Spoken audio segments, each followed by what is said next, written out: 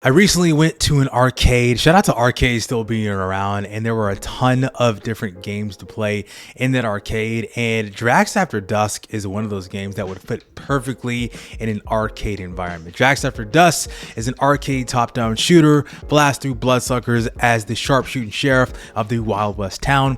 Battle the deadliest bosses, claim weapons from the armory to fuel your leaderboard topping run. It's an old school quarter muncher, but luckily you have unlimited credits, and that's what this game is. It's basically you put in your credits and you play this score attack type of game.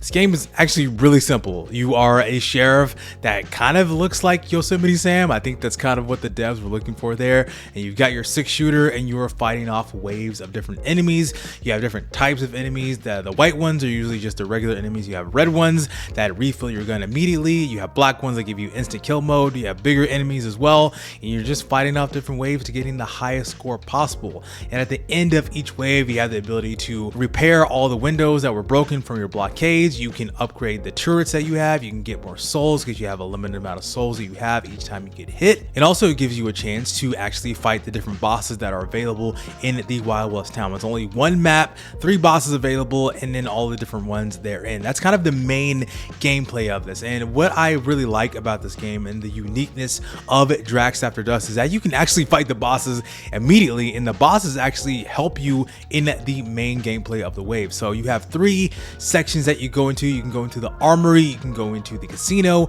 and you can go into the diner, and they have certain bosses that you fight. They have multiple different waves that are actually kind of complicated, not gonna lie, but luckily if you do fall in battle, if you do die, there are tips that can help you in the boss fight. You actually have the ability to see how you can beat the different bosses in the different waves. One boss is a little bit easier than the others, but as you get more familiar with their boss patterns and figuring out the best way to kind of counteract their abilities, you can get through it pretty quickly. And as you beat the bosses, it will unlock not only their room but also power-ups that you can use in the waves later on, like the ability to dodge, the ability to drop bombs, the ability to refill your gun immediately, and a lot of different things.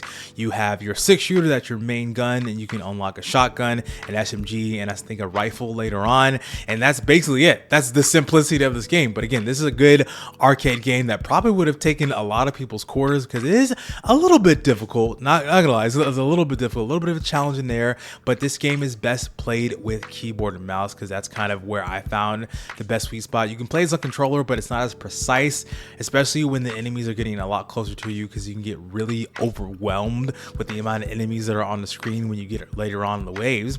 But also another thing that can be added on to the game is that there are badges you can get that will unlock after a certain amount of waves. So you can put those on, stuff that will unlock after wave 3, after wave 7, after wave 5, and after wave 9, like the ability to get double the damage or double the points as you defeat different enemies, or the ability to unlock weapons, the ability to unlock other modifiers that will help you in the game later on. And like I said, I love the fact you can go to the bosses straight away before you start any wave, because that helped me a lot, because that unlocks their room, which gives you more space to roam around in the map, because initially you're starting off in just kind of a smaller space, but as you beat the bosses, they open up their area, and so more waves that enemies will come down. So you don't want to be too bottlenecked as you're playing this game as well. But I think overall, Dracs After Dusk is a very simple and very solid arcade type of game that probably would have been great if this was added on to like a UFO 50, or if you would put this in an arcade cabinet. I think this would be great, but you can play this on your PC, Steam Deck, or any other device that you have that allows you to play this game, Dracs After Dusk. I think it's a fun,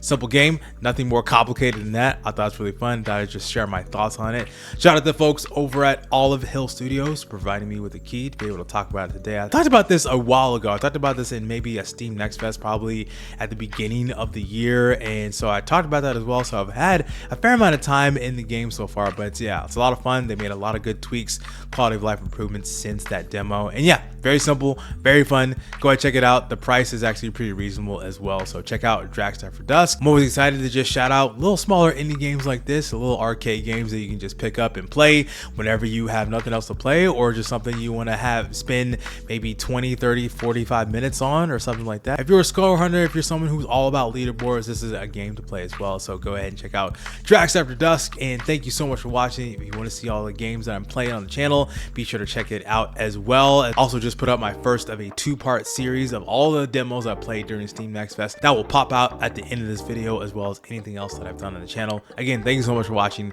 My name is Chike, okay? And I will see you on the next one. Peace out.